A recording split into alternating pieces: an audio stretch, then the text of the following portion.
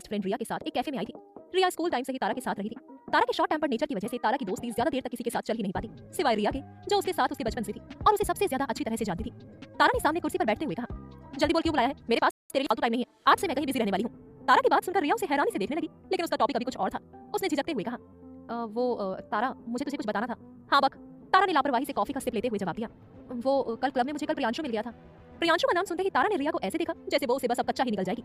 ओह, तो कल तू अपने उस एक्स छचुंदर की वजह से मुझे क्लब में अकेला छोड़कर चली गई थी। हाँ ना, आई एम सॉरी। अच्छा, अब तू गुस्सा करना बंद करना और मुझे ये बता, कॉल पर तूने जो कुछ भी कहा वो सच है? तुझे तेरा बॉयफ्रेंड सच में मिल गया? कल क्लब में मिला क्या या सोशल मीडिया पर चिट-चैट हुई? रिया काफी एक्साइटेड लग रही थी। एआई पर, तारा ने बेपरवाही से जवाब दिया। एआई पर? रिया कंफ्यूज्ड नजर आ रही थी। हाँ रिया यार, कल उस शनाया की बच्ची ने मेरा बहुत दिमाग खराब कर दिया था, पर नेक्सा ने हमेशा की तरह मेरी प्रॉब्लम का सॉल्यूशन दे दिया। तुझे पता है वो बहुत हैंडसम है, उस शनाया के बॉयफ्रेंड से तो 1000 टाइम्स हैंडसम। तारा अपने ही आप में खुश होकर बोले जा रही थी। रिया ने आहिस्ता से संभलते हुए पूछा, तू कह रही है कि तुझे एआई ने तेरे पोटेंशियल बॉयफ्रेंड की डिटेल्स निकाल कर तुझे दी? हाँ, एआई ने डिटेल्स दी। एक ही बात को कितनी बार पूछेगी, पागल है क्या तू? तारा अब भड़क चुकी थी, पर इस बार रिया चुप नहीं बैठी। पागल मैं नहीं, तू है। एआई से कौन बॉयफ्रेंड की डिटेल्स लेता है और उसे सच में मान लेता है? एआई नहीं हो गया तो ज्योतिषी हो गया। वो मेरे लिए ज्योतिषी से भी बढ़कर है। ज्योतिषी के पास इतने सवालों के जवाब नहीं होते जितने एआई के पास होते हैं, समझी? रिया ने अपना माथा पीट लिया। उसे पता था कि तारा बहुत ज्यादा एआई का यूज करती है, लेकिन उसे तारा के इस कदर पागल होने की उम्मीद नहीं थी। उसने थोड़ा सीरियस होकर कहा, तारा, मुझे लगता है कि यू नीड हेल्प। कहते हुए उसने अपनेपन से तारा के हाथ पर अपना हाथ रखा और आगे बोली, मैं थेरेपिस्ट को जानती हूँ, फीस भी कम लेगा, यू शुड। एकदम से तारा ने गुस्से से उसका हाथ झटक दिया। तुझे मेरे गुस्से की बलि नहीं चढ़ना तो बकवास बंद कर दे। मुझे पता है मुझे किस चीज की जरूरत है और किसकी नहीं, और फिलहाल मुझे एक हैंडसम से बॉयफ्रेंड की जरूरत है। Got it? रिया ने थोड़ा सोचते हुए बेरुखी से पूछा, अच्छा तो तू अब उसे ढूंढेगी कैसे? तारा ने कहीं खोई हुई सी होकर जवाब दिया, वही तो समझ नहीं आ रहा।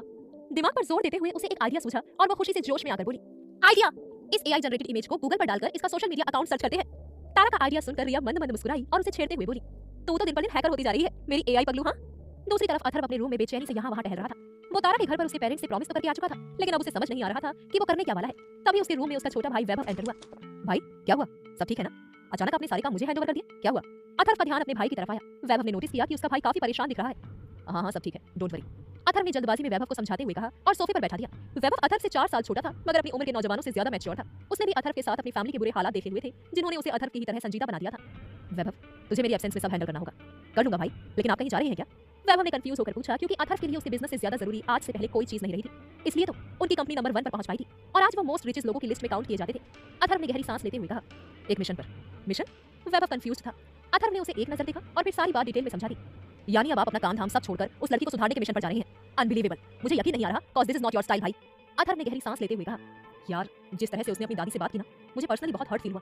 पता है, जब मैं छोटा था और हमारी फाइनेंशियल कंडीशन खराब होना शुरू हुई थी, तब एक बार नासमझी में मैंने पापा और दादू से एक टॉय कार की जिद पकड़ ली थी, और जब उन्होंने मना किया तो मैंने उन्हें बहुत बुरा भला कहा, उन्हें बहुत हर्ट किया, स्पेशली दादू को। अब याद करता हूँ तो बहुत गिल्ट फील होता है। I shouldn't have done that. उस रोज मेरी वजह से पहली बार मैंने दादू की आंखों में आंसू देखे थे। आज वही दुख मुझे तारा की दादी की आंखों में नजर आया। अथर्व काफी इमोशनल और अपसेट नजर आ रहा था। वैभव ने उसे हक किया और अपने पास बैठा लिया। आई अंडरस्टैंड भाई, इट्स ओके। उस वक्त आप भी बच्चे थे, स्कूल में ही तो थे आप, और उसके बाद जो आपने अपने घर वालों के लिए कुर्बानियां दी हैं, वो हम सबको अच्छे से याद है, सो चिल। अथर्व ने अपनी बात कंटिन्यू करते हुए कहा, और इसके अलावा सेकंड बिग रीजन ये है कि उन्होंने हमारे बुरे वक्त में हमारी सबसे ज्यादा मदद की थी। जब हम फाइनेंशियली क्राइसिस फेस कर रहे थे, तब उन्होंने ही हमारी तरफ मदद का हाथ बढ़ाया था। वैभव अथर्व की बात को अंडरस्टैंड कर चुका था। उसने कुछ सोचते हुए पूछा, लेकिन भाई आप ये सब करोगे कैसे? अथर्व ने फौरन जवाब दिया, मैंने सोचा है कि मैं उसका दोस्त बनकर उसे सीधा करूंगा। वैभव कंफ्यूज था, लेकिन वो सच में आपसे दोस्ती करेगी? अथर्व काफी कॉन्फिडेंट नजर आ रहा था। दूसरी तरफ कैफे में बैठी तारा ना जाने कितनी देर से एआई वाले लड़के की आईडी ढूंढ रही थी। अब वो इरिटेट भी होने लगी थी, क्योंकि उसमें पेशेंस की काफी कमी थी। मगर तारा की किस्मत आज उसके साथ थी। मोबाइल में हजारों इंस्टाग्राम आईडी सर्च करते करते आखिरकार उसे उस एआई वाले लड़के की आईडी मिल गई। वो खुशी से उछल पड़ी, मिल गया, मुझे मेरा बॉयफ्रेंड मिल गया। अरे इतना जोर से क्यों चीख रही है, हम पब्लिक प्लेस में हैं। रिया ने गुस्से से तारा को डांटा, लेकिन तारा ने उसकी बातों पर जरा भी ध्यान नहीं दिया। वो काफी एक्साइटेड थी और खुशी से झूमते हुए बोली, वो एआई वाला लड़का मिल गया, मेरा बॉयफ्रेंड मिल गया। रिया हैरान हो गई, क्या सच में? दिखा। रिया ने तारा से उसका फोन लेना चाहा, लेकिन तारा पीछे हट गई और मुंह बनाते हुए बोली, पहले मुझे तो ठीक से देखने दे, आखिर मेरा होने वाला बीएफ है। रिया ने मुंह बना लिया। तारा एक्साइटमेंट से उस लड़की की प्रोफाइल स्क्रॉल करने लगी और साथ में रिया को भी सारी डिटेल्स बताने लगी। इसका नाम नकुल शर्मा है, बायो में लिखा है smarter than your algorithm, AI, ML, IIT Hyderabad, arguments fail, I don't. इधर तारा नकुल का बायो पढ़ रही थी, उधर रिया के एक्सप्रेशंस बदलते जा रहे थे। Oh my God, alpha male IITian, deadly combo bro, your manifestation came true. Riya के चेंज एक्सप्रेशंस ने तारा को और एक्साइटेड कर दिया था।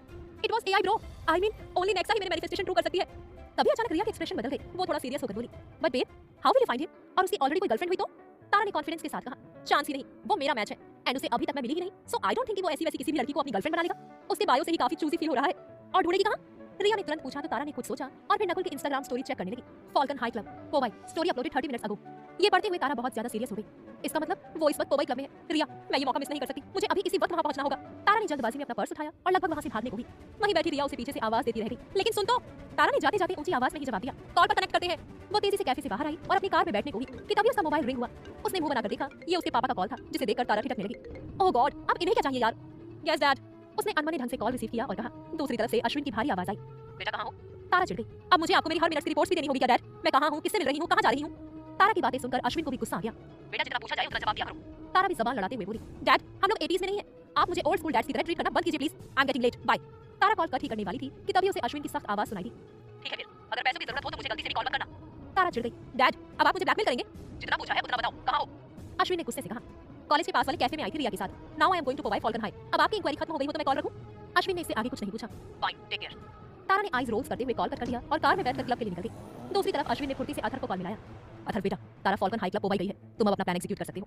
दूसरी तरफ से अथर की आवाज आई, okay uncle, I will keep updating you, the plan begins now. Athar जैसे कपड़ों में घर में बैठा हुआ था वैसे ही तेजी से अपने विला से बाहर आ गया। जल्दबाजी में उसने कार स्टार्ट की और तारा के पीछे पोवाई के लिए निकल गया। कुछ ही देर में तारा फॉल्कन हाई क्लब पहुंच गई। उसने जल्दी से कार पार्क की और क्लब के अंदर जाने लगी। उसे अंदर एंट्री लेने में पूरे 8 मिनट लग गए, इसलिए वो गार्ड पर भड़कने लगी। गार्ड ने उसे बदतमीज समझकर जल्दी से फ्री कर दिया। तारा काफी जल्दी में थी और हड़बड़ाई हुई भी थी। आज पहली बार वो अपने परफेक्ट मैच से मिलने वाली थी। उसने जल्दबाजी में अपनी ड्रेस चेक की कि वो अच्छी तो है ना, साथ ही अपना मेकअप भी चेक किया। उसने कार से निकलने से पहले थोड़ा सा टचअप कर लिया था, इसलिए वो बेटर लग रही थी, मगर उसे समझ नहीं आ रहा था कि वो नकुल को मिलकर सबसे पहले क्या कहेगी। उसने खुद को समझाने की कोशिश की, रिलैक्स तारा, ये मौका हाथ से जाने नहीं देना है, मुझे उस शनाया और उसके चीप दोस्तों की बोलती बंद करनी है, ये तो मैं करके ही रहूंगी। तारा ने डिटर्मिनेशन के साथ सामने डांस फ्लोर की तरफ देखा और एक गहरी सांस लेकर उस तरफ बढ़ गई। म्यूजिक की तेज आवाज, यूथ के शोर से घिरी हुई तारा ने सेंटर में आकर चारों तरफ नजरें दौड़ाई। उसे नकुल कहीं नजर नहीं आ रहा था। वो मन ही मन खुद से बोली, ऐसे बेवकूफों की तरह ढूंढने से बेहतर है कि मैं उसकी पिक्चर दिखाकर लोगों से पूछ लूं, किसी ने तो उसे देखा ही होगा। तारा इंस्टाग्राम से नकुल की पिक्चर निकालकर लोगों को दिखाते हुए उसके बारे में पूछने लगी, लेकिन किसी ने उसे नहीं देखा था। कुछ लड़कियों से इंक्वायरी करने के बाद उसे वहां एक वेटर दिखा। तारा ने उसे भी नकुल की पिक्चर दिखाई तो वो वेटर उसे देखकर पहचान गया। अरे हाँ, ये थोड़ी देर पहले यहाँ आए थे, अभी शायद 10 मिनट पहले ही गए हैं यहाँ से, बहुत अच्छे कस्टमर थे, मुझे टिप भी दी। वेटर के मुंह से नकुल की तारीफ सुन तारा का कॉन्फिडेंस और बढ़ गया कि उसने किसी ऐसे वैसे कंजूस लड़के को नहीं चुना है। उसके चेहरे पर हल्की सी स्माइल आ गई, लेकिन उसने खुद को वापस से एक्टिव किया और हड़बड़ी में पार्किंग की तरफ भागने लगी। उसने इंस्टाग्राम से ही नकुल की कार के रंग से लेकर मॉडल और नंबर भी याद कर लिया था और उसके इंस्टा स्टोरी की वजह से उसे अच्छे से याद था कि नकुल ने किस रंग का क्या पहना हुआ था। एक तरफ तारा पार्किंग की तरफ भाग रही थी और दूसरी तरफ अथर्व पार्किंग से भागता हुआ तारा को ढूंढने क्लब की तरफ जा रहा था। और फिर जो हुआ, उसकी ना तो अथर्व ने प्लानिंग की थी और ना ही कोई उम्मीद। भागते हुए दोनों एक दूसरे से बेखबर जब एक दूसरे के बगल से गुजरने को हुए, तभी अनजाने में अथर्व का कंधा तारा को लग गया और हील की वजह से उसका बैलेंस बिगड़ गया। वो गिरने ही वाली थी कि अथर्व ने उसे अपनी बाहों में थाम लिया। जैसे ही उसकी नजर तारा के चेहरे पर पड़ी, उसकी आंखें वहीं ठहर गईं। अथर्व की बाहों में झूल रही तारा उसे किसी गुड़िया से कम नहीं लग रही थी। पहली बार वो किसी लड़की के इतना करीब था, मगर उसने सोचा नहीं था कि वो तारा होगी जिसे वो एक पल बर्दाश्त नहीं कर सकता। ये तारा ने अगले ही पल साबित कर भी दिया। अबे ओए आंख के अंधे, देख के चलना नहीं आता क्या? जैसे ही तारा अथर्व पर चिल्लाई, अथर्व ने चौंकते हुए एकदम से उसे छोड़ दिया, जिसके लिए तारा तैयार नहीं थी। वो नीचे गिरने को हुई कि अथर्व ने झटके से उसका हाथ खींचकर उसे ऊपर उठा लिया। एक बार फिर तारा अथर्व के करीब आते हुए सीने से जा लगी। अथर्व तो जैसे किसी स्टैचू की तरह जम ही गया, मगर तारा के गुस्से का ठिकाना नहीं रहा। उसने आओ देखा ना ताओ, वो झुंझलाते हुए अथर्व से अलग हुई और उस पर बरसने लगी। हाउ डेयर यू, पहले तो तुमने मुझे धक्का मारा और अब मुझसे बार-बार चिपकने की कोशिश कर रहे हो। अथर्व की ज़बान लड़खड़ा गई। अपने ऊपर लगे इस इल्जाम के लिए वो तैयार नहीं था। देखो, तुम्हें कुछ गलतफहमी हो रही है, मैं बस तुम्हें गिरने से बचा रहा था। बहुत अच्छे से देखा मैंने, तुम जैसे लड़कों को मैं अच्छे से जानती हूँ। खूबसूरत लड़की देखी नहीं कि बस लट्टू हो जाते हो, चिपकने के बहाने ढूंढते हो, ब्लडी चिपकू। अथर्व को समझ नहीं आ रहा था कि वो तारा की इन बातों का क्या जवाब दे। वो इस सब के लिए बिल्कुल तैयार नहीं था। उसे नहीं पता था कि उसकी तारा से इस तरह भिड़ंत हो जाएगी। अब ऐसे आंखें फाड़कर क्या देख रहा है, खाएगा क्या मुझे? अब तक तो अथर्व चुप था, लेकिन तारा की ज़बान बद से बदतर होती जा रही थी, इसलिए उसे बर्दाश्त नहीं हुआ। वो गुस्से में बोला, देखो ज़बान संभाल कर बात करो, मैंने कहा ना मैं। तारा ने उसकी बात काटी और चिल्लाकर बोली, बदतमीज, एक तो चोरी, ऊपर से सीना चोरी। तुम जैसे सड़क छाप लड़कों को मुझे सीधा करना अच्छे से आता है बेटा। मेरे 3 गिनने तक निकल जा यहाँ से, नहीं तो मैं तेरा वो हश्र करूंगी ना कि तेरे माँ बाप भी नहीं पहचान पाएंगे तुझे। अथर्व ने जितना सोचा था कि लड़की उससे कई गुना ज्यादा बदतमीज थी। उसने अथर्व के माँ बाप को भी इस लड़ाई में घसीट लिया था, जो अथर्व से बर्दाश्त नहीं हुआ। इनफ इज इनफ, कुछ कह नहीं रहा हूँ, इसका मतलब ये नहीं कि तुम्हारे मुंह में जो भी आए बकती चली जाओ। बचपन में तुम्हारे माँ बाप ने अगर तुम्हें 2 थप्पड़ लगाए होते ना, तो तुम्हें लोगों से बात करने की थोड़ी सी तमीज आ गई होती। इस बात ने तारा के गुस्से पर आग में घी डालने का काम कर दिया था। उसने गुस्से से अथर्व की कॉलर पकड़ ली। क्या बोला? मुझे थप्पड़ पड़े होते? लड़कियों से बात करने की तमीज तुझे नहीं है और मुझे? अथर्व ने उसकी बात काटते हुए अपना कॉलर छुड़ाया और बोला, ले आई अपना गर्ल कार्ड। तारा गुस्से से बड़ी बड़ी आंखों से अथर्व को घूरे जा रही थी। अथर्व अब और ज्यादा इस बात और बहस को बढ़ाना नहीं चाहता था, लिहाजा उसने वहां से जाने का फैसला किया। वो जिस काम के लिए आया था वो तो पहले ही खराब हो चुका था। उसने 2 कदम आगे बढ़ाई ही थे कि तारा ने उसकी बाजू पकड़कर उसे अपनी तरफ खींच लिया। ओए हीरो किधर? अब तो जब तक तू मुझसे माफी नहीं मांग लेता, तुझे मैं यहाँ से जाने नहीं दूंगी। चल माफी मांग। बदतमीजी से अब तारा गुंडागर्दी पर उतर आई थी। ये देख अथर्व का दिमाग खराब हो गया। तुम मेरे साथ जबरदस्ती नहीं कर सकती। अथर्व के मुंह से जबरदस्ती वर्ड सुनकर तारा की हंसी छूट गई। इससे पहले वो कुछ कहती, उसे सामने वाली पार्किंग में नकुल दिखाई दिया और उसे याद आया कि वो यहाँ अथर्व के साथ झगड़कर खुद का ही टाइम वेस्ट कर रही थी। वो हड़बड़ाते हुए बोली, तेरे चक्कर में मेरा बॉयफ्रेंड हाथ से निकल जाएगा। तारा ने अथर्व को छोड़ा और नकुल के पीछे भागी। वहीं खड़ा अथर्व हैरानी से उसे देखता रह गया और फिर खुद में ही बड़बड़ाया, इसका बॉयफ्रेंड भी है। अथर्व को शौक लगा था। वो अभी भी खुद से ही बड़बड़ाई जा रहा था। इसके माँ बाप ने मुझसे इतनी बड़ी बात छिपाई और वो मुझे इससे शादी करने के लिए फोर्स कर रहे थे। How selfish. अथर्व को बहुत तेज गुस्सा आया। वो अभी भी नकुल की तरफ भाग रही तारा को देखे जा रहा था। उसने गुस्से में उसी वक्त तारा के पापा अश्विन को कॉल लगा दिया। आपने मुझसे इतनी बड़ी बात कैसे छिपाई कि तारा का कोई बॉयफ्रेंड है? कॉल रिसीव होते ही अथर्व ने अश्विन से ये कहा तो अश्विन खुद भी शॉक रह गए। तारा का कोई बॉयफ्रेंड भी है? अश्विन की हैरानी ऑब्जर्व करते हुए अथर्व को रियलाइज हो गया कि उन्हें इस बारे में कोई खबर नहीं थी। उसने अपने गुस्से पर कंट्रोल किया और कहा, हाँ वो यहाँ उसी से मिलने आई थी। एनीवेज आप टेंशन मत लीजिए, मैं सब संभालूंगा। लेकिन अश्विन अभी भी हैरान थे। उन्होंने अथर्व को फोर्स करते हुए कहा, बेटा वहाँ क्या हुआ है मुझे सब सच सच बताओ, तुम्हें मेरी कसम। अथर्व उन्हें तारा और उसके झगड़े के बारे में बताकर परेशान नहीं करना चाहता था, लेकिन उनके बार बार फोर्स करने और कसम देने पर उसने उन्हें मजबूरी में सब कुछ बता दिया। सारी बात सुनकर अश्विन को तारा पर बहुत गुस्सा आया। वो शर्मिंदा होकर बोले, बेटा उसकी तरफ से मैं तुमसे माफी मांगता हूँ। अथर्व हिचकिचा गया, अरे अंकल ये आप क्या कह रहे हैं, आपको मुझसे माफी मांगने की कोई जरूरत नहीं है। और रही तारा की बात तो उसे तो मैं हैंडल कर लूंगा, आप उसे कुछ नहीं कहेंगे, ओके। अश्विन ने अथर्व की बात मानकर कॉल कर दिया। अथर्व अब वापस सामने की तरफ नजरें दौड़ाकर तारा को देखने लगा था, लेकिन वो वहां नहीं थी। अथर्व ने इधर उधर नजर दौड़ाकर थोड़ा और ठीक से देखा तो उसे तारा थोड़ा सा आगे अपने घुटनों पर हाथ रखे खड़ी दिखाई दी। वो बुरी तरह हाँफ रही थी। अथर्व ने उसकी बचकाना हरकतों पर निराशा से सर हिला दिया और फिर उसकी तरफ दौड़ने लगा। तारा अभी भी घुटनों पर हाथ रखे हाँफ रही थी, तभी उसे पीछे से अथर्व की आवाज आई, ओए miss argument queen listen sorry. Tara ने हैरानी से पीछे मुड़कर देखा। अथर्व उसी की तरह घुटनों पर हाथ रखे हाँफ रहा था, मगर उसके फेस पर हल्की सी स्माइल थी। तारा ने अपनी आंखों को सिकुड़ा। अभी कुछ देर पहले जो लड़का उसे खरी खोटी सुना रहा था वो अचानक सॉरी क्यों बोल रहा है। उसे अथर्व की इस अचानक बदली हुई टोन में कुछ गड़बड़ लगी। तारा ने अपने मन ही मन कुछ प्लान बनाते हुए कहा, लगता है ये ऐसे नहीं मानेगा, इसे ऐसा मजा चखाऊंगी ये दोबारा मुझसे पंगा नहीं लेगा। इसके बाद तारा की आंखों में एक गहरी चमक आ गई। अथर्व को देखते ही तारा सीधी खड़ी हो गई। उसकी आंखों में अथर्व को गुस्सा साफ नजर आ गया था। वो भी थोड़ा झिझकते हुए खड़ा हो गया। तुम्हारी हिम्मत कैसे हुई दोबारा मेरे सामने आने की, और ये आर्गुमेंट क्वीन किसे कहा तुमने। अथर्व थोड़ा हिचकिचा गया, लेकिन उसने पूरी तरह से अपने रोल में रहते हुए तारा को जवाब दिया, तुम्हें कहा, अब तुमने अपना नाम तो बताया नहीं, तो फिर तुम्हारी पर्सनालिटी से ही बुलाऊंगा ना तुम्हें। अथर्व काम और कूल बिहेव करने की कोशिश कर रहा था ताकि वो अपने प्लान के अकॉर्डिंग तारा से दोस्ती कर पाए, लेकिन तारा तो उससे सीधे मुंह बात करने के मूड में भी नजर नहीं आ रही थी।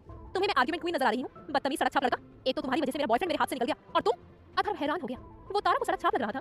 उसने उसी हैरानी में अपने हुलिया की तरफ देखा। वो जल्दबाजी में घर की टी-शर्ट और पजामे में ही आ गया था। उसे खुद पर ही अफसोस हुआ। उसने फौरन बात काटते हुए कहा, मैं तो यहाँ तुमसे माफी मांगने आया था, तुमने ही तो कहा था। तारा गुस्से से चिल्लाई, भाड़ में गई तुम्हारी माफी, just go to hell man, और अगर अब मेरा पीछा किया ना तो लोगों को इकट्ठा करके चप्पल से पिटवाऊंगी। तारा की बातें सुनकर अथर्व का गला सूखने लगा और वो मन ही मन बड़बड़ाने लगा, पता नहीं क्या सोचकर मैंने इसके माँ बाप को हेल्प के लिए हाँ कहा था। I think I have made the wrong decision, ये लड़की मेरे तो क्या किसी के हाथ नहीं आने वाली। अथर्व ये सब सोच ही रहा था कि तभी तारा बड़बड़ाते हुए जाने के लिए मुड़ गई। इस मनहूस की वजह से मेरा सारा दिन ही खराब हो गया, पता नहीं वो नकुल कहाँ होगा इस वक्त। वही अथर्व अभी भी मन ही मन खुद को तैयार कर रहा था। नो वे, इस मिशन को तो मैं सक्सेस करके ही दम लूंगा। तारा जाने को हुई तो अथर्व ने एक बार फिर उसका रास्ता रोक लिया। तारा ने उसे खा जाने वाली नजरों से घूरा, हटो मेरे रास्ते से, इससे पहले कि मैं तुम्हारा खून करके जेल चली जाऊं। अथर्व ने मुस्कुराकर उसकी सैंडल की तरफ इशारा किया, तुम्हारी हील्स टूट गई हैं। तारा ने हड़बड़ाकर अपनी सैंडल की तरफ देखा। उसकी हील्स वाकई टूटी हुई थी। उसे और गुस्सा आ गया और गुस्सा निकालने के लिए सामने बकरा पहले से ही मौजूद था। ये सब तुम्हारी वजह से हुआ है, मनहूस कहीं का। कहते हुए तारा वहीं पैर ऊपर करके अपनी सैंडल निकालने लगी। अथर्व शांति से उसे देखने लगा। अचानक तारा का बैलेंस बिगड़ गया। वो गिरने को हुई तो उसने एकदम से अथर्व की बाह पकड़ ली। अथर्व बस मुस्कुराकर उसे देख रहा था, मगर तारा को लगा कि वो उस पर हंस रहा है। उसने फौरन अथर्व की बाह छोड़ी और सीधी खड़ी हो गई और बड़बड़ाई, ब्लडी चिपकू। अथर्व ने तुरंत उसे छेड़ते हुए धीरे से जवाब दिया, लेकिन अभी तो तुम मुझसे चिपक रही थी। फिर उसके थोड़ा करीब जाकर बोला, it's okay, I don't mind. एकदम से तारा की हार्ट बीट तेज हो गई। वो पलक झपकते ही पीछे हट गई। इससे पहले कि तारा कुछ कहती, अथर्व का मोबाइल रिंग हुआ। उसने पैंट की जेब से मोबाइल निकाला जिस पर सिया नाम फ्लैश हो रहा था। सिया अथर्व की छोटी और सबसे लाडली बहन थी, जिसका कॉल वो कभी मिस नहीं कर सकता था। उसने तारा को एक्सक्यूज मी कहा और साइड में जाकर सिया का कॉल रिसीव कर लिया। वहीं खड़ी तारा अथर्व को दांत भींचकर देखे जा रही थी। ज्यादा हीरो बन रहा है ना, अभी बताती हूँ इसे। तारा गुस्से में अथर्व के पीछे जाकर खड़ी हो गई और बोली, हे लिसन। अथर्व ने उसे पोलाइटली रुकने का इशारा करते हुए कहा, एक मिनट, मेरी बहन का कॉल है। तारा को लगा कि वो उसे इग्नोर कर रहा है, तो अब तो उसका गुस्सा सातवें आसमान पर जा पहुंचा। उसने गुस्से से चिल्लाते हुए अथर्व का फोन छीन लिया। भाड़ में गई तुम्हारी बहन, दिखाई नहीं दे रहा मैं तुमसे कुछ बात कर रही हूँ। अपनी बहन के बारे में इस तरह से शब्द सुनना और तारा को उसे उसकी बहन से बात करने से रोकना अथर्व के लिए ना तो एक्सपेक्टेड था और ना ही काबिल बर्दाश्त। वो हैरानी से तारा की शक्ल देखता रह गया। उसने अपने गुस्से को कंट्रोल करते हुए आहिस्ता से मगर सख्त अंदाज में कहा, मेरा फोन वापस करो। तारा ने उसे फोन दिखाते हुए वापस पीछे खींच लिया। ये नहीं करूंगी, क्या कर लोगे बोलो। कॉल पर सिया ये सब सुनकर परेशान हो गई। मोबाइल से बाहर आराम से उसकी पैनिक आवाज सुनाई दे रही थी, भाई क्या हो रहा है वहाँ, सब ठीक है ना भाई। सिया को परेशान देख तारा के चेहरे पर स्माइल आ गई। वहीं अथर्व के एक्सप्रेशन पूरी तरह से बदल चुके थे। वो तारा को खा जाने वाली नजरों से देख रहा था। तुम अपनी लिमिट क्रॉस कर चुकी हो, लास्ट टाइम कह रहा हूँ, मेरा फोन वापस करो। तारा ने उसका मजाक उड़ाते हुए मोबाइल उसके सामने लहरा दिया। अरे इतना हाइपर क्यों हो रहे हो, तुम्हारी बहन को भी तो पता चल जाना चाहिए ना कि उसका भाई जिसे वो बेचारी हीरो समझती होगी वो कितना बड़ा लूजर है। कॉल पर कनेक्ट सिया को अथर्व की इंसल्ट होते देख तेज गुस्सा आ गया। ए कौन है तू बदतमीज लड़की, तेरी हिम्मत कैसे हुई मेरे भाई के बारे में ऐसे बात करने की। सिया की बात सुनकर तारा ने दांत भींच लिए। गुस्से से उसकी मुट्ठी कस गई। भाई भी 2 कौड़ी का और बहन भी 2 कौड़ी की, लगता है सारा खानदान चीप और सड़क छाप है। तारा की बात ने अथर्व का दिमाग खराब करके रख दिया था। वो कुछ भी बर्दाश्त कर सकता था, लेकिन ये नहीं। अगर वो अश्विन की बेटी ना होती तो ना जाने अथर्व आज उसके साथ क्या करता। उसने गुस्से में तारा को झपट कर उसकी कलाई को पीछे घुमा दिया और उसके हाथ से मोबाइल छीन लिया। इस छीना छपटी में सिया का कॉल कट गया। अथर्व ने तारा की आंखों में आंखें डालकर गुस्से से कहा, तुम्हें अंदाजा भी नहीं है कि तुमने आज क्या किया है। अथर्व का गुस्सा देख एक पल के लिए तारा भी डर से सिहर गई थी, मगर वो तारा थी। उसने भी अपने उसी एटीट्यूड से भरे अंदाज में जवाब दिया, ओह मैं तो डर गई। तुम जैसे डोमिनेटिंग मैन अपनी मास्कुलिनिटी का जोर सिर्फ लड़कियों पर ही तो जमाना जानते हो ना। अथर्व ने उसे एकदम से छोड़ते हुए खुद से दूर ढकेल दिया, जिसकी वजह से तारा की टूटी हील्स का बैलेंस बिगड़ गया। वो गिरने ही वाली थी कि अथर्व ने उसका हाथ पकड़कर उसे वापस खड़ा कर दिया। पहले खुद को संभालना सीख लो, उसके बाद लोगों को उनकी औकात से जज करना समझी। आखिरी बात कहकर अथर्व ने तारा का हाथ छोड़ा और तेजी से वहां से चला गया। तारा गुस्से से वहीं खड़ी बड़बड़ाती रह गई। बास्टर्ड, खुद की 2 कौड़ी की औकात है और मुझे लेक्चर देकर जा रहा है। इधर अथर्व अपनी कार में जाकर बैठ गया और गुस्से से बड़बड़ाने लगा, इस लड़की की कोई लिमिट ही नहीं है। इसकी हिम्मत कैसे हुई मेरी बहन मेरे खानदान के बारे में ऐसे बात करने की। She made a big mistake, she have to pay for this. मुझे एक पल के लिए लगा था कि मैंने गलत डिसीजन ले लिया है, लेकिन नहीं, अब ये पर्सनल हो गया है। अब मैं इसे रास्ते पर लाकर ही रहूंगा, चाहे इसके लिए मुझे कुछ भी करना पड़े, कुछ भी।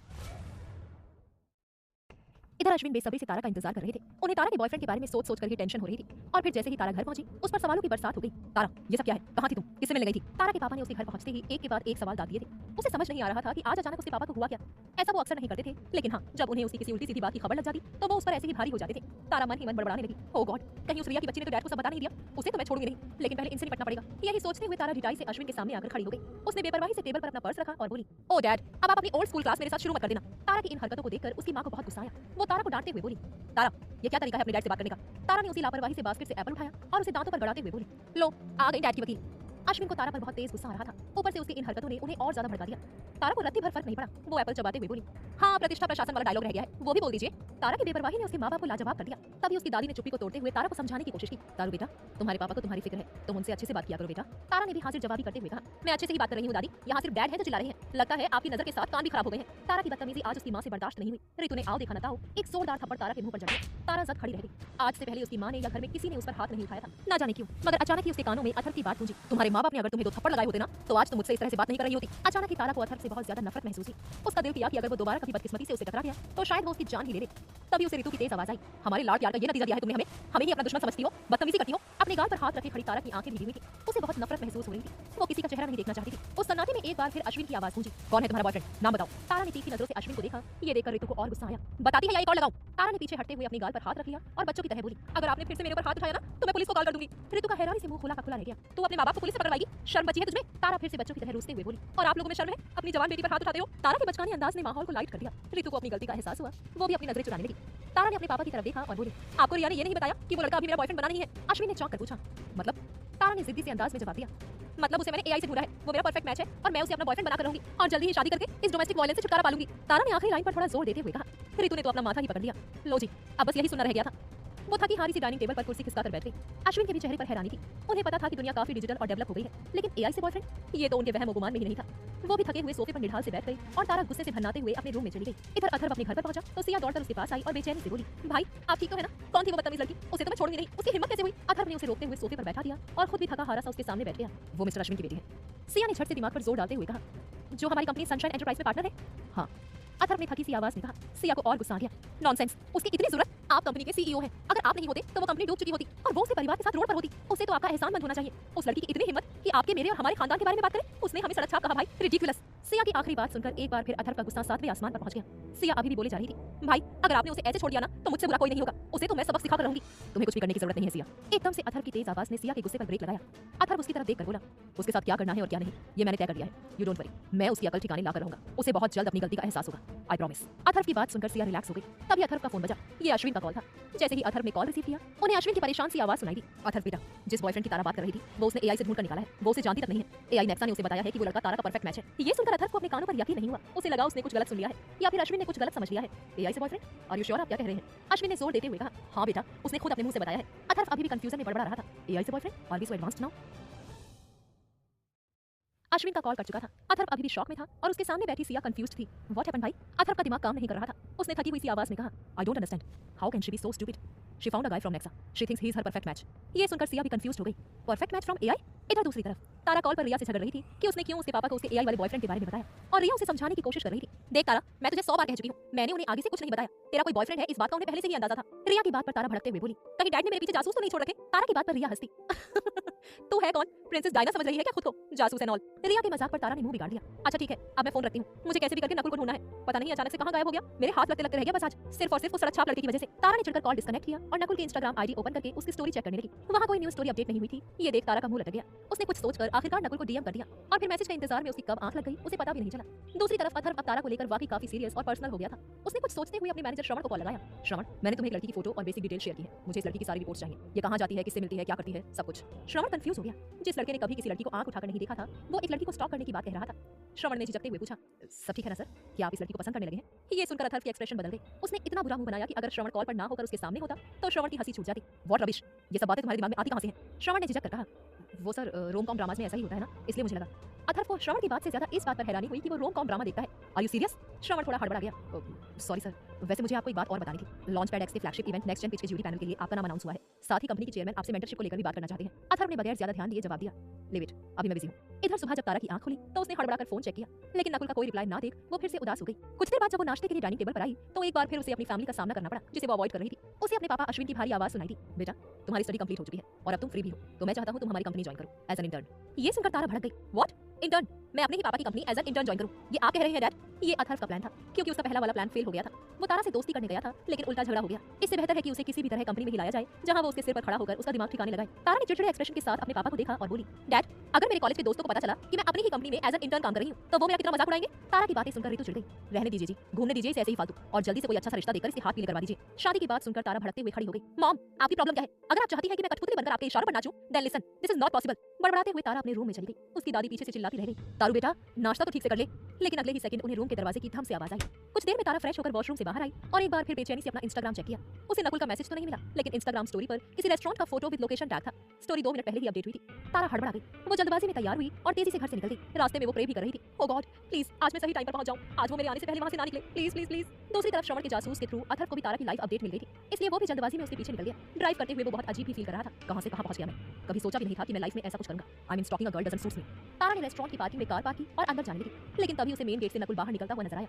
उसके साथ एक लड़का और था जो शायद उसका दोस्त हो। तारा ने यही सोचा। तारा तेजी से उसकी तरफ बढ़ी, लेकिन वो दूसरी वाली पार्किंग की तरफ जा रहा था। ये देख तारा वापस से अपनी कार के पास गई। तभी उस पर अथर्व की नजर पड़ गई जो कार पार्किंग के लिए वहां आया था। उसने तारा को कार में बैठते देखा तो कार पार्क करने के बजाय उसके पीछे लगा दी और तारा कार लेकर एग्जिट गेट पर पहुंचकर नकुल की कार के बाहर निकलने का वेट करने लगी।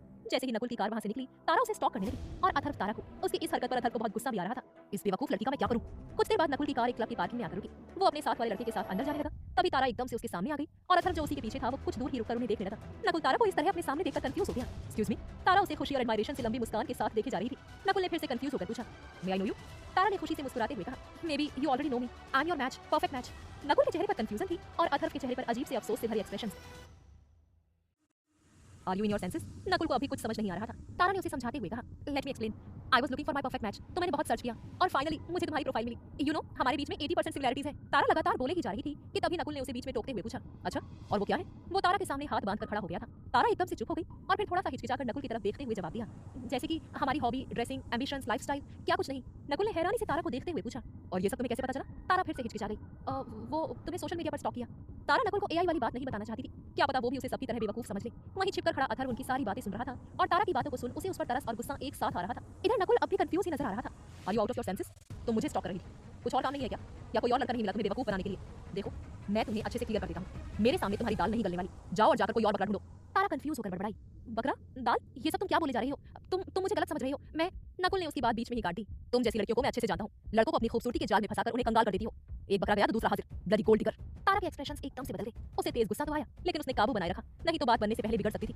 उसने एक्सप्लेन करने की कोशिश की, मैं गोल्ड डिगर। नकुल ने उसे बोलने का मौका ही नहीं दिया। उसने अपने दोस्त की तरफ देखा और आगे बढ़ते हुए बोला, चल यार लगता है दिन में चढ़ा के घूम रही है। तारा बुरा सा मुंह बनाकर उसे देखने लगी। How rude. नकुल को जाते देख वहीं खड़ा अथर्व किसी बहाने से तारा के पास जाने को हुआ, लेकिन अगले ही पल तारा वापस से नकुल का रास्ता काटते हुए उसके सामने आकर खड़ी हो गई। देखो तुम मुझे गलत समझ रही हो। हाँ मेरी बात थोड़ी अटपटी लग सकती है तुम्हें, बट ट्रस्ट मी, मैं जो कह रही हूँ सोच समझ कर कह रही हूँ। नकुल ने उसकी बात काटते हुए सख्ती से पूछा, अजीब लड़की हो यार, इतना कुछ कहने पर तो लड़कियां आंसू बहाने लग जाती हैं, और तुम टस से मस भी नहीं हुई। तारा ने मुस्कुराकर उसकी आंखों में देखते हुए बेबाकी से कहा, बिकॉज आई एम डिफरेंट, और मुझे पता है कि तुम भी सबसे डिफरेंट हो। नहीं तो अगर तुम्हारी जगह कोई और लड़का होता तो अभी तक मौके का फायदा उठाकर मेरी हर बात मानने को रेडी हो जाता, लेकिन तुम कितने अलग हो। That's why I want to date with you, just be my boyfriend please, it's simple. Nakul हैरानी से तारा को देखता रह गया। अथर्व को लगा जैसे उसके गले में कुछ अटक गया हो। उसके चेहरे के एक्सप्रेशंस उसका हाल बयां कर रहे थे। वहीं नकुल अब तारा को अच्छे से ऑब्जर्व कर रहा था, उसके कपड़ों से लेकर मेकअप। तारा ने एक मिनी ड्रेस पहना था जो ब्रांडेड लग रहा था, मेकअप भी प्रीमियम लुक दे रहा था। नकुल कुछ सोचते हुए बोला, दिखने में इतनी भी गरीब नहीं लग रही, फिर ये सब करने की क्या मजबूरी हो सकती है तुम्हारी? हो सकता है किसी फ्रेंड से कपड़े उधार मांग कर लाई हो। अपने लिए इस तरह की बात सुनकर तारा को गुस्सा आ गया। वहीं अथर्व की हंसी छूटने वाली थी। कल तारा उसे सड़क छाप कह रही थी और आज उसे उसी लड़के से ये सब सुनना पड़ रहा था जिसे वो पसंद करती थी। वो मन ही मन बड़बड़ाया, क्या इसे ही कर्मा कहते हैं? तारा गुस्से से बोली, एक्सक्यूज मी, तुम्हें लगता है मैं पैसे के लिए तुम्हारे पास आई हूँ? नकुल ने तारा को ताना मारते हुए कहा, और नहीं तो क्या, मैं तुम जैसी गोल्ड डिगर लड़कियों को अच्छे से जानता हूँ, इसलिए अपनी मीठी मीठी बातों से मेरा टाइम वेस्ट करना बंद करो, समझी? तारा को गुस्सा नहीं आया क्योंकि वो गोल्ड डिगर नहीं थी और ना ही पैसे की वजह से नकुल के पास आई थी।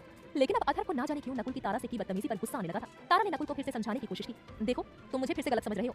आई नो मेरा इस तरह से यहाँ आकर तुमसे ऐसी बातें करना अजीब है, यकीन मानो मेरे लिए भी बहुत ऑकवर्ड है, लेकिन मैं ये मौका खोना नहीं चाहती। नकुल ने उसकी एक नहीं सुनी। उसने अपने दोस्त की बाह पकड़ी और उसे खींचते हुए वहां से जाने लगा। चल यार, ऐसी लड़कियां पैसे के लिए कुछ भी कर सकती हैं, थोड़ी देर और रुके तो हरासमेंट का इल्जाम लगाकर ना जाने कितने लूट कर ले जाएगी। ये अनएक्सपेक्टेड था।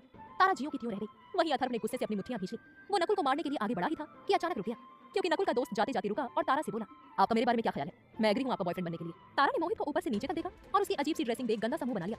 मोहित को जवाब के बदले इंसल्ट फील हुई। जिद्दी तारा ने एक बार फिर नकुल को रोकने की कोशिश की जो आगे जा चुका था। वो ऊंची आवाज में बोली, ठीक है तुम इस बारे में सोचने के लिए टाइम ले लो, बट एटलीस्ट इंस्टा पर डीएम का रिप्लाई तो कर देना। तारा नाम है मेरा, @it's me Tara Instagram handle. Nakul उसे पीछे देखे बगैर वहां से चला गया। तारा मायूस सी वहीं खड़ी रही और कार के पीछे छिपकर खड़ा अथर्व अब इस कंफ्यूजन में था कि वो तारा के सामने जाए या ना जाए, कहीं वो फिर से उसे लड़ ना बैठे। मगर इतने में तारा वहां से निकल गई। अथर्व भी अपनी कार में आकर बैठ गया और बड़बड़ाने लगा, ये लड़की सच में ऐसे लड़के को डेट करना चाहती है जिसे बात करने की तमीज भी नहीं। वैसे तमीज तो इसे भी नहीं है, मतलब ये सच में इसका परफेक्ट मैच है।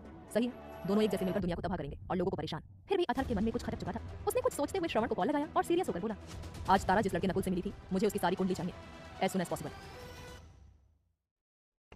इधर श्रवण को कुछ समझ नहीं आ रहा था। वो मन ही मन बड़बड़ाने लगा। सर ने कहा कि उनका इस लड़की के साथ कोई चक्कर नहीं है, लेकिन फिर भी उसे स्टॉक कर रहे हैं। उसके साथ उठने बैठने वाले हर किसी की कुंडली भी चाहिए इन्हें। चल क्या रहा है ये सब सोचते हुए श्रवण सिर खुजाने लगा और फिर हार मानकर अथर्व के काम पर लग गया। इधर अथर्व को अश्विन का कॉल आया। वो उसे परेशान होकर बता रहे थे उसे इंटर्न बनना पसंद नहीं आया, ये लड़की जल्दी ही मेरी जान लेकर मानेगी। अथर्व ने उन्हें समझाते हुए कहा, कोई बात नहीं अंकल, मैं कुछ और सोचता हूँ, आप मायूस मत होइए। अश्विन ने परेशान सी आवाज में कहा, मायूस नहीं हूँ तो क्या करूँ बेटा, अगर वो तुम्हारे इर्द गिर्द नहीं रहेगी तो तुम उसे सुधारोगे कैसे। ये सुनकर अब अथर्व भी सोच में पड़ गया था। दूसरी तरफ नकुल का दोस्त मोहित तारा के इंस्टा आईडी स्क्रॉल करके देख रहा था। यार ये तो बहुत रिच फैमिली से बिलोंग करती है, तुझे इसके बारे में तसल्ली से सोचना चाहिए बॉस, मैं होता तो ऐसी सोने की चिड़िया को ना नहीं कहता। मोहित की बात सुनकर नकुल भी तारा की प्रोफाइल चेक करने लगा। क्लब में म्यूजिक का शोर बैलेंस था, दिन होने की वजह से ज्यादा भीड़ नहीं थी वहाँ। नकुल तारा की प्रोफाइल चेक कर रहा था कि तभी एक लड़की उसके बगल में आकर खड़ी हो गई। नकुल ने हड़बड़ाकर फोन छिपा लिया तो वो लड़की थोड़ी सी कंफ्यूज हो गई। बेब व्हाट्स रॉन्ग, मुझसे कुछ छुपा रहे हो क्या। नकुल ने सफाई से झूठ बोलते हुए कहा, नहीं बेब तुमसे क्या छुपा सकता हूँ मैं। मोहित उन दोनों के बीच से निकलता हुआ बोला, अच्छा गाइस तुम दोनों एंजॉय करो, मैं सोनल से मिलकर आता हूँ। दोनों ने उसे स्माइल पास कर दी और फिर ड्रिंक करते हुए बाहों में बाहें डालकर डांस करने लगे। नकुल ने मदहोशी से कहा, Snehal darling you are smelling like a heaven, then let's go, I will visit you to the heaven. Snehal Nakul का हाथ पकड़कर उसे वहां से ले गई। कुछ देर बाद जब नकुल अपनी गर्लफ्रेंड के साथ टाइम स्पेंड करके फ्री हुआ तो अपनी शर्ट के बटन लगाने के बाद उसने अपना मोबाइल निकाल लिया। वो दोनों किसी रूम में थे जो होटल जैसा लग रहा था। So finally it's happening, Nakul ने स्क्रीन स्क्रॉल करते हुए कहा। स्नेहल कंफ्यूज होकर नकुल को देखने लगी। व्हाट इज हैपनिंग, नकुल ने स्नेहल को मोबाइल की स्क्रीन दिखाते हुए कहा, द स्टार्टअप इवेंट जिसका मुझे कब से इंतजार था। स्नेहल भी एक्साइटेड होकर वो पूरी पोस्ट पढ़ने लगी, लेकिन अचानक उसके चेहरे के एक्सप्रेशंस बदल गए।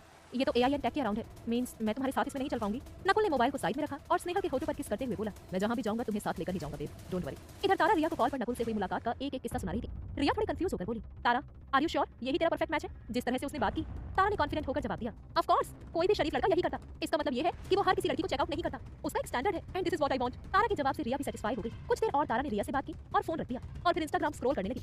उसकी आदत बन गई थी कि वो इंस्टा ऑन करते ही सबसे पहले नकुल की स्टोरी चेक करने लगी और ये भी कि उसने उसके डीएम का कोई रिप्लाई दिया या नहीं, मगर कोई रिप्लाई नहीं था। ये देख उसके चेहरे पर उदासी छा गई। उसने स्टोरी पर क्लिक किया और देखा कि वहां कोई स्टार्टअप इवेंट की एक पोस्ट थी, Launchpad X is organizing the flagship event soon, registrations are open now guys, finally I am going to participate in this startup event, who else. Nakul की स्टोरी पढ़कर तारा ने जल्दी से लॉन्चपैड एक्स और next gen pitch पर research की। उसे पता चला कि ये इंडिया में होने वाला पहला बिजनेस कंपटीशन था जिसके फर्स्ट थर्ड राउंड जीतने के बाद ही फाइनल राउंड था और तब बड़े बड़े इन्वेस्टर्स आकर उनके प्रोजेक्ट पर इन्वेस्ट करते हैं। बट फिलहाल ये स्पेसिफिकली टेक फील्ड के लिए ओपन था। तारा भी कंफ्यूज थी क्योंकि वो टेक फील्ड से नहीं थी, लेकिन उसका इंटरेस्ट इस तरफ ज्यादा था। फिर उसने अपना फोन उठाया और ज्यादा कुछ सोचे बिना इवेंट की साइट पर जाकर अपना नाम रजिस्टर करवा लिया। उसने आसानी से सारे बेसिक क्वेश्चंस का आंसर दे दिया था, शायद इसी बेसिस पर उसे एंट्री मिल जाए और वो नकुल के साथ एक ही प्लेस पर पहुंच जाए। वो अपने फोन पर देखते हुए खुद से बोली, अब मुझे अपने नकुल से कोई दूर नहीं कर सकता, जल्द ही वो मेरा बॉयफ्रेंड बनेगा। वो डिनर के लिए हॉल की तरफ जाने लगी जहां उसकी मां और दादी अथर्व से वीडियो कॉल पर बात कर रही थी। दोनों ही काफी परेशान थी। बेटा अब तुम क्या करोगे, अथर्व उन्हें समझाते हुए बोला। मेरी प्यारी दादी और माँ आप दोनों टेंशन मत लो, मैंने आपसे जो वादा किया है वो मैं हर हाल में पूरा करके रहूंगा, चाहे मुझे कुछ भी करना पड़े। इतने में पीछे से तारा की आवाज आई, माँ डिनर लग गया क्या। रितु ने हड़बड़ाकर मोबाइल दादी को पकड़ा दिया और तारा के पास डाइनिंग टेबल की तरफ जाने लगी। वहां तारा ने अपने पापा को आते देखा तो ओवर कॉन्फिडेंट होकर बोली, डैड मुझे आपको कुछ बताना है, मैंने एक स्टार्टअप इवेंट के लिए पार्टिसिपेट किया है and I am damn sure कि मुझे वहां से इनविटेशन आ जाएगा, इसलिए अब आप मुझे इंटर्न बनाने के सपने देखना बंद कर दीजिए। अश्विन हैरान हो गई। वहीं वीडियो कॉल पर अथर्व भी ये सब सुनकर कंफ्यूज हो गया। एक के बाद एक नया चैलेंज उसके सामने आ रहा था। अगर अब तारा किसी कंपटीशन में चली गई तो उसके मिशन का क्या होगा, उसके वादे का क्या होगा। इधर अश्विन ने परेशान होकर पूछा, कैसा इवेंट, क्या कह रही हो। तारा ने अनमने ढंग से कहा, लॉन्चपैड एक्स की तरफ से हो रहा है ये इवेंट। अथर्व को एकदम से लगा कि उसने ये नाम सुना है और अगले ही पल उसे याद आया कि उसे वहां से मेंटर बनने का ऑफर आया था जिसका उसने अभी तक कोई जवाब नहीं दिया।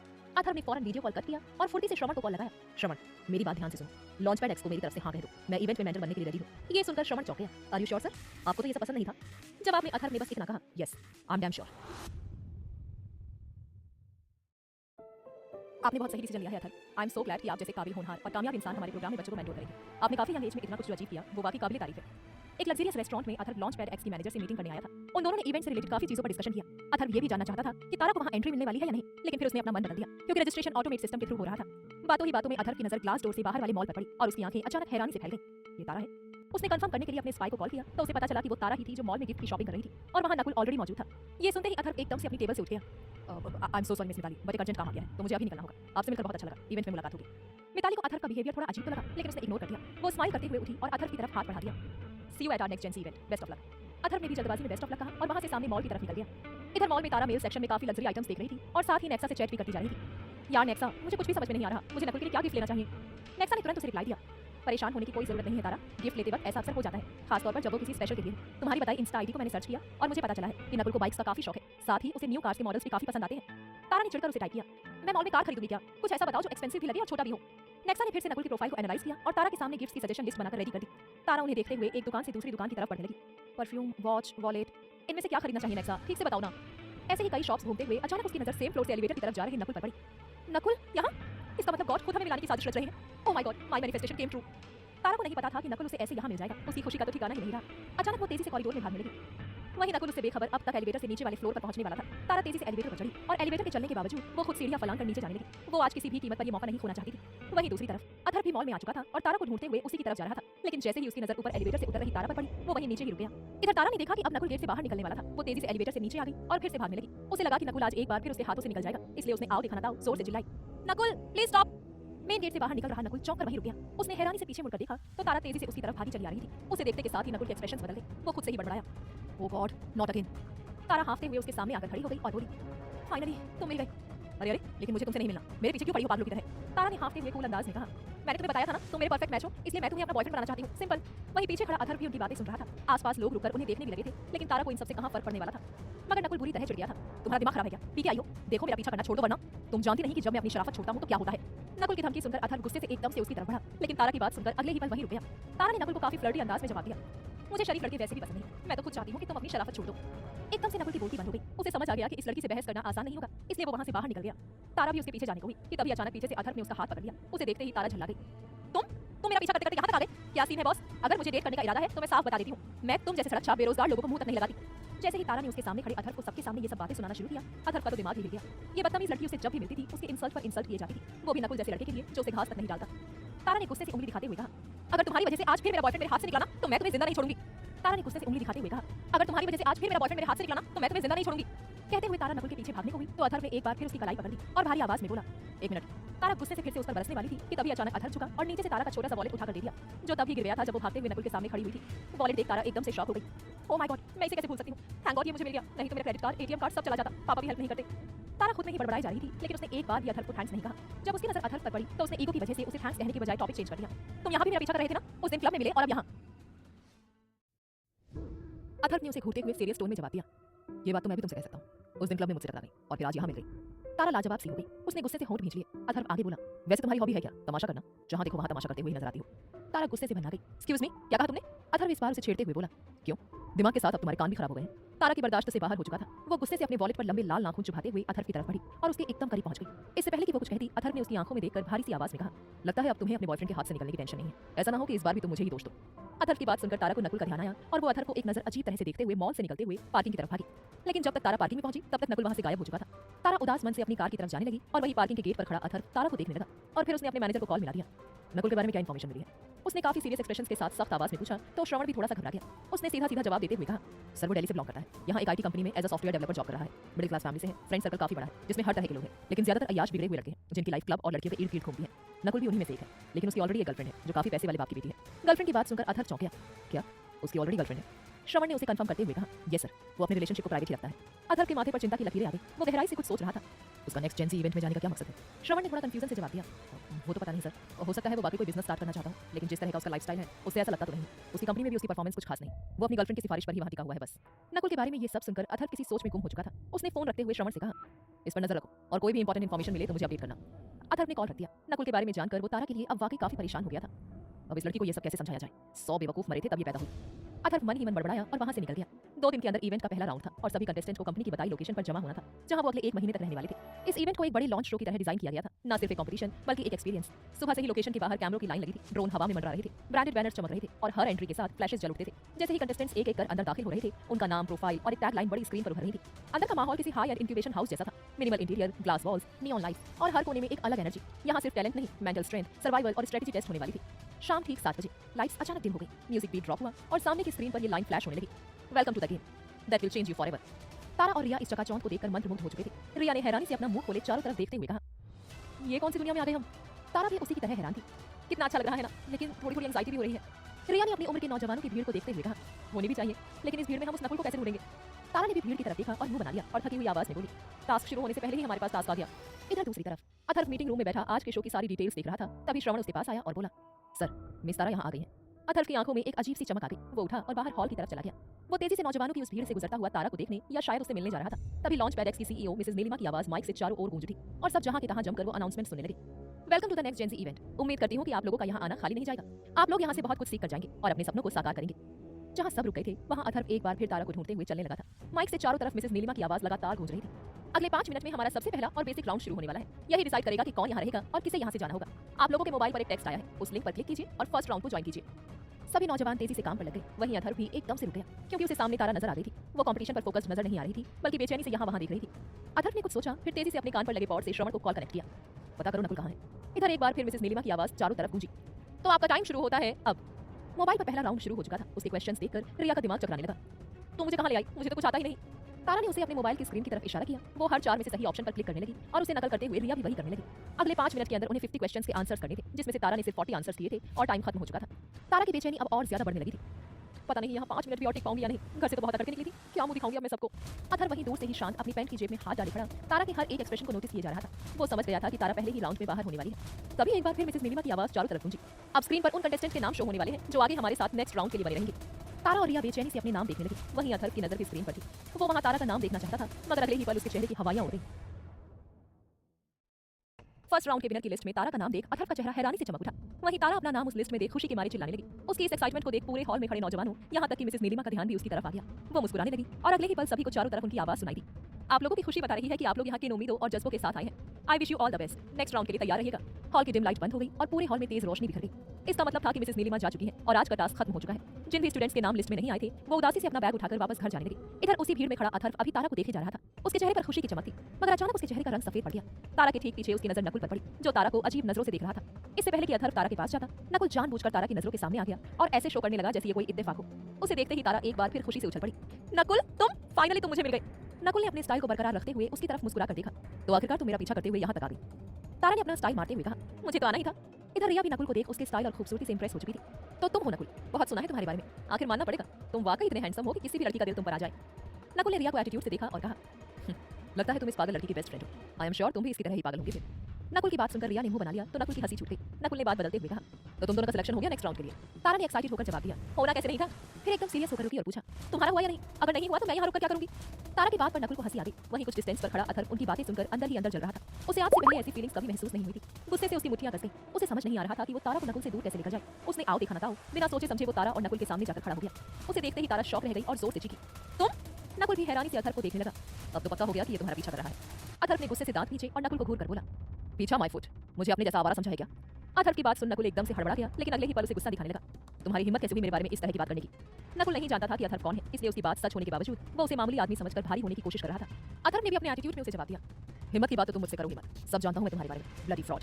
इससे पहले कि नकुल अथर्व को कोई जवाब देता, तारा ने कमान संभाली। वो अथर्व पर ऐसे बरसी जैसे अथर्व ने नकुल को नहीं बल्कि उसे बुरा भला कहा हो।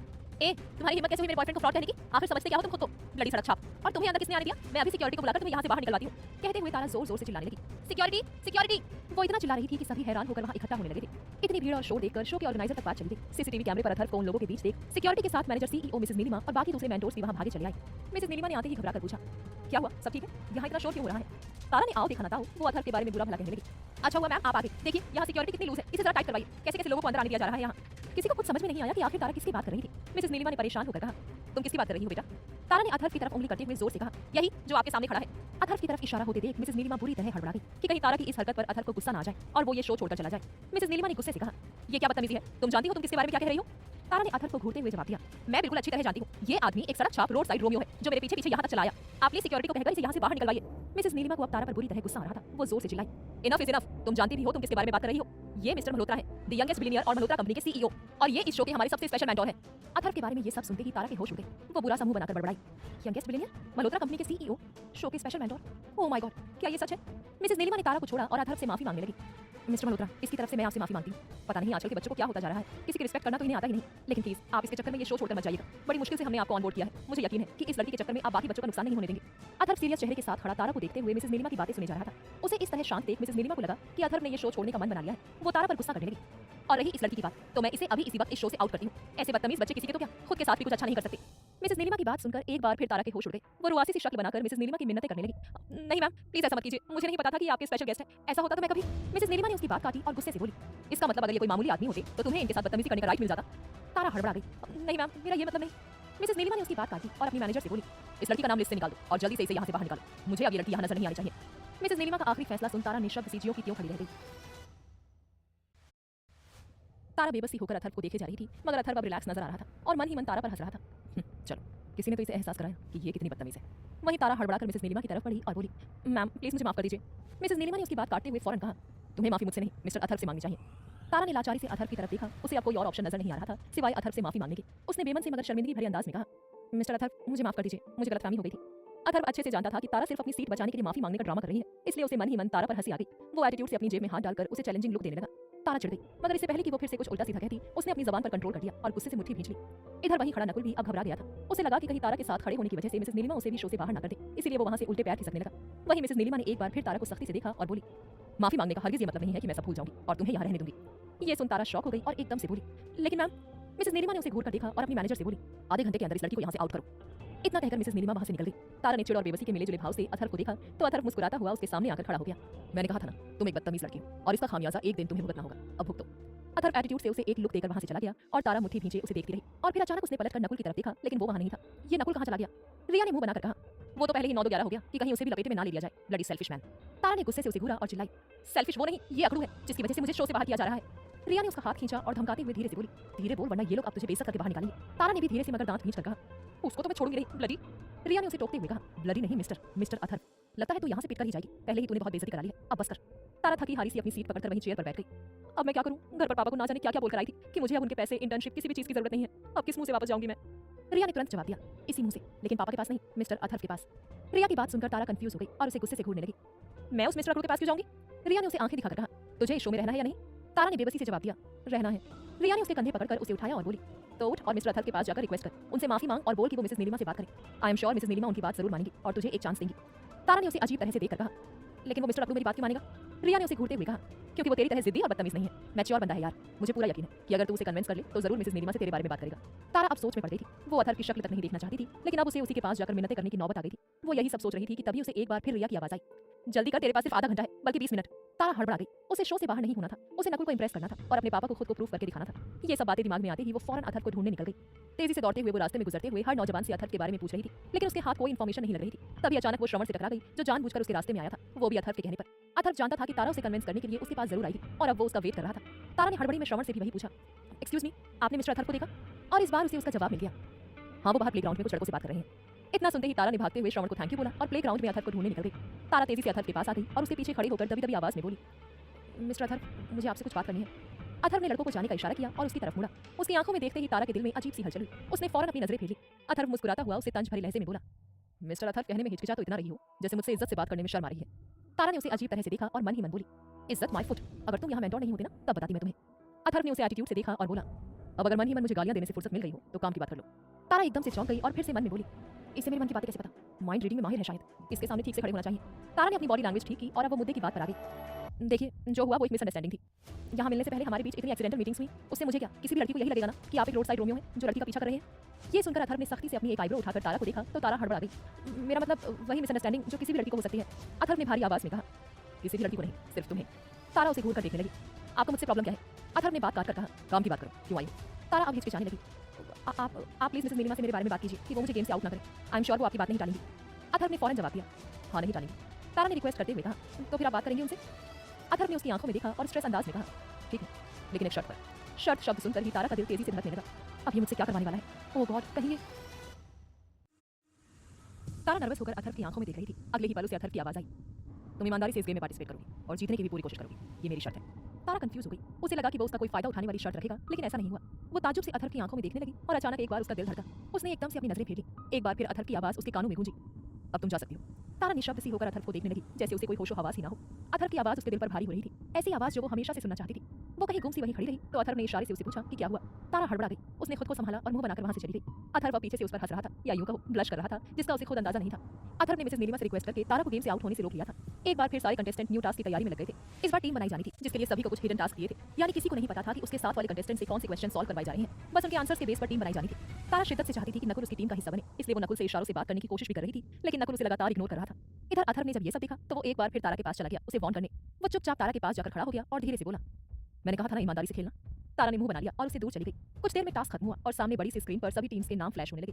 रिया का दिल धक धक कर रहा था कि कहीं उसका तारा के साथ नाम नहीं आया तो उसकी तो सारी पोल पट्टी खुल जाएगी। वो बेचैनी से तारा के कान में बड़बड़ाने लगी, तारा अगर हम दोनों को एक टीम में नहीं रखा ना तो मैं यहाँ नहीं रुकने वाली। तारा ने भी धीमे से कहा, और अगर मुझे नकुल के साथ नहीं रखा ना तो मैं भी यहाँ नहीं रुकने वाली। वैसे भी मेरी काफी बेइज्जती हो गई है। दोनों मुंह बनाकर स्क्रीन पर नाम पढ़ रहे थे और अगले ही पल उनके चेहरे के एक्सप्रेशंस बदल गए। स्क्रीन पर तारा, रिया, नकुल, स्नेहल यानी नकुल की गर्लफ्रेंड और सौम्या का नाम फ्लैश हो रहा था। तारा अपने साथ नकुल का नाम देखकर ही खुश हो गई थी और रिया अपने साथ तारा का नाम देखकर। वहीं सामने खड़ा अथर्व हैरान था। उसने बेचैनी से अपने माथे पर सिर रख लिया और बड़बड़ाने लगा, क्या टीम बनाई है, वाह, पहले राउंड में ही खेल खत्म होने वाला है। इधर नकुल हैरान था कि वो तो यहाँ अकेला आया था, तो फिर उसकी गर्लफ्रेंड स्नेहल का नाम वहाँ क्यों फ्लैश हो रहा था। स्नेहल यहाँ कहाँ से आ गई, कहीं मुझसे कोई गलतफहमी तो नहीं हो रही। नहीं, सरनेम भी सेम है। नकुल ने अपनी गर्दन ऊपर करके हॉल में चारों तरफ नजर घुमाई तो उसे आखिरकार सबसे पीछे एक कोने में स्नेहल दिखाई दी, जो उसी की तरफ हाथ हिलाकर खुशी से उससे इशारा कर रही थी। नकुल के माथे पर पसीना आ गया, वाह क्या सरप्राइज है। उसकी शक्ल पर 12 बज चुके थे। वो बार बार अपने नाम के अगल बगल में तारा और स्नेहल का नाम देख रहा था। पता नहीं क्या बवाल होने वाला है अब। उसने अपने माथे से पसीना पोंछा और तारा की तरफ देखा, जो कब से उसी की तरफ देख रही थी और उसके देखने का इंतजार कर रही थी। वो भी खुशी से नकुल की तरफ हाथ हिलाने लगी और दूर खड़ा अथर्व उसे देख मन ही मन बड़बड़ाने लगा, इस लड़की का मैं क्या करूं। खैर अब बहुत जल्दी से नकुल की सच्चाई पता चलने वाली है। लगता है गेम में हारने से पहले ही ये दिल से हार कर यहाँ से जाने वाली है। अथर्व ने एक नजर तारा को देखा और वहां से चला गया। टास्क खत्म होने के बाद नकुल वॉशरूम के बहाने वहां से गायब हो गया, क्योंकि उसने तारा और स्नेहल दोनों को एक साथ अपनी तरफ आते देख लिया था। जब वो काफी देर तक नहीं आया तो स्नेहल ने उसे कॉल लगा दिया। इस वजह से नकुल को स्नेहल से मिलना पड़ा, मगर तारा के पास तो अभी तक उसका नंबर आया ही नहीं था, इसलिए वो बेचारी यहाँ वहाँ भटकते हुए उसे ढूंढ रही थी। तभी अचानक गार्डन में उसकी नजर अथर्व पर पड़ी, जो एक लड़की से काफी एक्साइटेड होकर बात कर रहा था। तारा के दिल में अजीब सी बेचैनी उठी। उसने आज से पहले अथर्व को इतना खुश कभी नहीं देखा था। वो उसकी खुशी का राज जानना चाहती थी, इसलिए उसने आओ देखा ना ताओ, वो सीधा अथर्व के पास जाकर खड़ी हो गई। Hello mister Atharva. अथर्व अचानक उसे अपने सामने देखकर कंफ्यूज हो गया। हेलो मिस तारा, कुछ काम था? अब तारा को समझ नहीं आ रहा था कि वो क्या काम बताए। वो हिचकिचाने लगी, मैं वो दिमाग पर तेजी से जोर देते हुए उसके मुंह से निकला, मैं आपको थैंक यू करने आई थी। अथर्व ने अपनी आईब्रो चढ़ाकर पूछा, वो किस लिए? तारा अजीब से ढंग से बोली, वो आपने मेरे लिए मिसेस नीलिमा से बात की, बस इसी के लिए। अथर्व को कुछ समझ में नहीं आया। वो मन ही मन बड़बड़ाने लगा, इसके सुर अचानक बदले बदले से क्यों लग रहे हैं। अथर्व ने सोचने की कोशिश की, लेकिन उसे कुछ भी समझ में नहीं आया। तभी अचानक सामने खड़ी सौम्या पर उसका ध्यान गया, जो उन दोनों को कंफ्यूज होकर देखे जा रही थी। अथर्व ने उस ऑकवर्डनेस को खत्म करते हुए कहा, अच्छा इनसे मिलो, मिस सौम्या तुम्हारी टीममेट। तारा ने सरप्राइज होकर सौम्या को देखा। आखिर वो यहाँ आई ही इसलिए थी, इस लड़की को देखने, इसे जानने कि आखिर अथर्व इसके साथ इतना खुश क्यों नजर आ रहा था। तारा ने सौम्या की तरफ हाथ बढ़ा दिया और खुद को इंट्रोड्यूस कराने लगी। सौम्या ने भी खुले दिल से उसे ग्रीट किया। अथर्व खुश होते हुए बोला, Tara you are the lucky girl, जो सौम्या तुम्हारी टीम में है, शी इज ब्रिलियंट। अब तुम्हारी टीम को जीतने से कोई नहीं रोक सकता। अथर्व के मुंह से सौम्या की तारीफों के पुल सुनकर तारा के तन बदन में आग लग चुकी थी। उसका चेहरा गुस्से से लाल होता जा रहा था, लेकिन उसने अपने बिहेवियर में वही फेक पोलाइटनेस बरकरार रखी हुई थी। ओह अच्छा, इट सीम्स लाइक कि आप दोनों एक दूसरे को पहले से जानते हैं। अथर्व ने खुश होते हुए बताया, of course we were in same college और हमारी फैमिली काफी सालों से एक दूसरे को जानती है। अथर्व की बात काटते हुए सौम्या ने थोड़ा हंसकर कहा, फैमिली फ्रेंड्स। तारा अब मन ही मन कुड़ने लगी थी। ये बात उसकी आंखों से भी साफ जाहिर हो रही थी। अच्छा फैमिली फ्रेंड्स, फिर तो ये इसे पर्सनली काफी सपोर्ट करने वाला है। लेकिन अगर ये इतनी ही अच्छी फैमिली से है तो यहाँ कंपटीशन में आई ही क्यों है? तारा से रहा नहीं गया, उसने झट से पूछ लिया, then you must be from a billionaire family, फिर यहाँ आने की क्या जरूरत थी इस कंपटीशन में? तारा के सवाल पर सौम्या हंसने लगी और अथर्व ने इसका जवाब दिया, वैसे ही जैसे तुम्हें जरूरत थी। सौम्या अपने पापा के सपोर्ट के बिना कुछ करना चाहती है। तारा फिर से मन ही मन कुड़ने लगी। सवाल इससे किया और जवाब ये दे रहा है, लगता है काफी क्लोज फ्रेंड्स हैं दोनों। लेकिन एक मिनट, एकदम से तारा के दिमाग में कुछ खटका। उसके चेहरे के एक्सप्रेशंस अचानक से बदल गए। उसने सीरियस होकर अथर्व से पूछा, आपको कैसे पता कि मैं भी यहाँ इसी रीजन की वजह से आई हूँ? क्या आप मेरी फैमिली को पहले से जानते हैं? अथर्व का चेहरा लाल पड़ गया। उसके मुंह से कुछ ऐसा निकल चुका था जो उसे नहीं कहना चाहिए।